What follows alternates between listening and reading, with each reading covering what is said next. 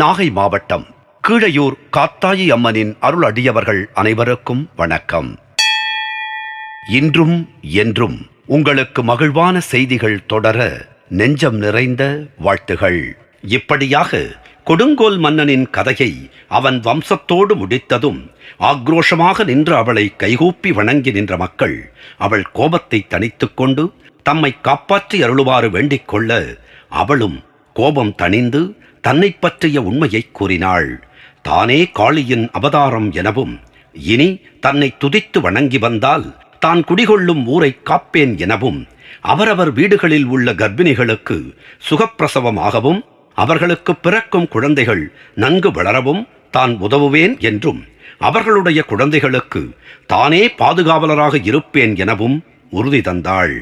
இப்படியாக தன்னை அடையாளம் காட்டிக்கொண்டவள் பல கிராமங்களில் கிராம தேவதையாகவும் நகரங்களில் நகர மக்கள் வணங்கும் பேச்சி அல்லது பெரியாச்சி அம்மனாகவும் விளங்கி வருகிறாள். அவள் ஆடி மாதத்தில் பெருமளவு ஆராதிக்கப்படுகிறாள். கர்ப்பிணிகளை அவள் ஆலயத்திற்கு அழைத்துச் சென்று அவள் ஆசிகளை வேண்டுகிறார்கள்.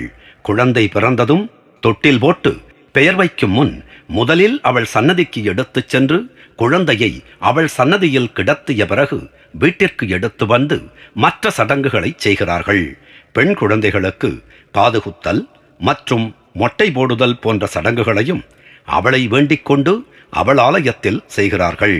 அவளை சிலர் மாரியம்மனின் அவதாரமாகவும் பார்க்கின்றார்கள். கிராமப்புறங்களில் உள்ள அவளது சில ஆலயங்களில் அவளுக்கு மிருக பலிகள் தரப்படுகின்றன. ஆனால் நகர்ப்புற ஆலயங்களில் சுத்த சைவ பிரசாதங்களையே படைக்கின்றார்கள். இன்னொரு நம்பிக்கையின்படி பேச்சியம்மன் மதுரையில் அருளாட்சி செய்கின்றாள். பேச்சியம்மன் படித்துறை மதுரை வைகையாற்றில் புகழ்பெற்றதாகும். சரஸ்வதி தேவியே பேச்சியம்மன் என்றும் சொல்வார்கள். பேச்சியம்மனை பேச்சியம்மன் என்றும் சொல்வது உண்டு.